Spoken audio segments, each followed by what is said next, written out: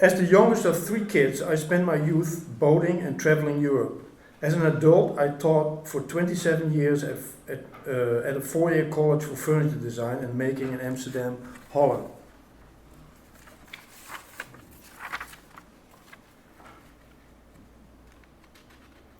After art school, I developed courses in product development, perspective and technical drafting, furniture design, furniture making, boat building, building restoration, and more, all by starting teaching the subject and learning on the go.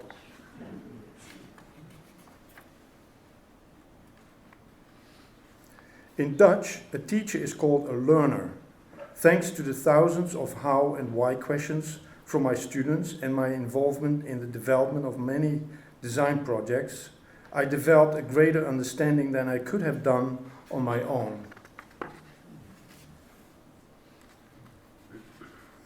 In 2011, I moved with my American wife into the former Oddfellows Hall in Mount Vernon, Maine, and started in 2014 my own design and fine furniture studio and gallery to explore new paths in my profession. Over the years, I was increasingly struggling with the ethic questions: should we make more stuff, and should we use up more resources? It seemed to be a horrible thought to quit my passion. I had to find a way out of this dilemma.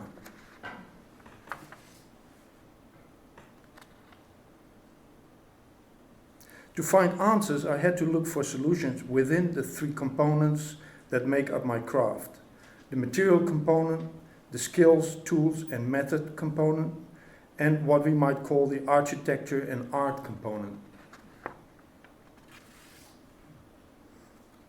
The organic structure of wood and how it can be cut will not change.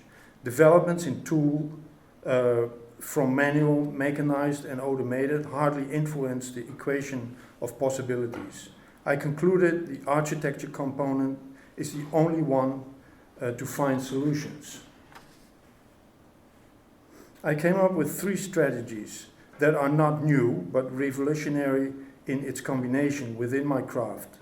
Start using waste material, save by constructing smarter, and take out what we don't need.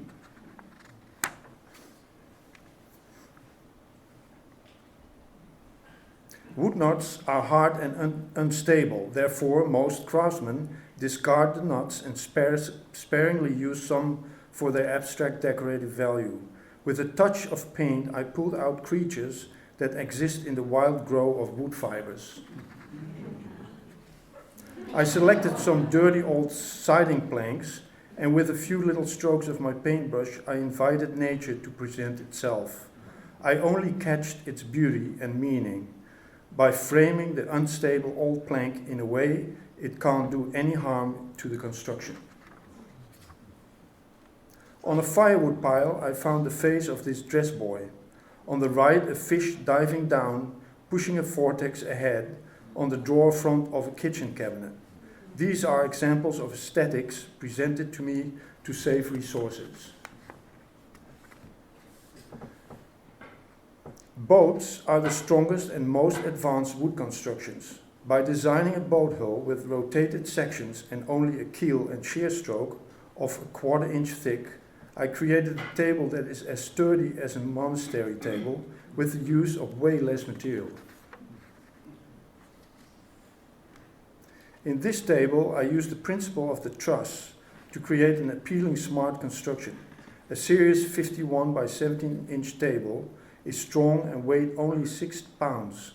From an artistic standpoint, I love to play with form, empty space, and color. Here I replaced the solid rulers by a 1/4 inch woven birch mat. Again, the Baroque interaction between the space outside and within the table struck me and inspired me to look deeper into the most essential aesthetic principle of the Baroque. In this project, I break through the tabletop in an attempt to interlock the space above and under the table.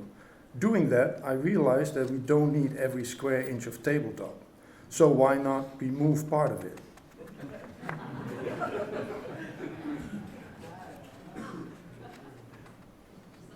Woken up by the spatial aesthetics, love for decoration, preference for torsions, and the contrast of light and dark of the Baroque and Rococo style period, I started playing, even though still unconscious, with these style principles in everything I was making.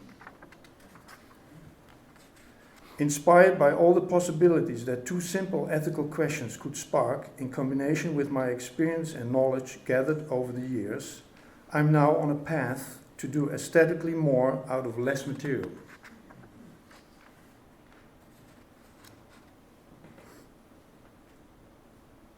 This old cabinet that looks like it is blown up has my admiration for at least 30 years now.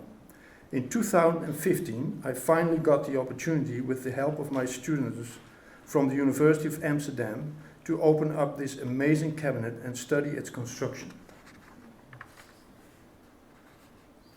Not surprisingly, the curvatures of the cabinet are sculpted out of massive blocks of quarter-sawn white oak.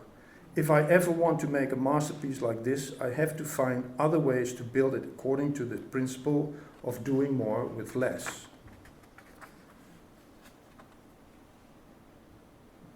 This summer, I will start making my first truly more out of less cabinet that is currently on my drawing board.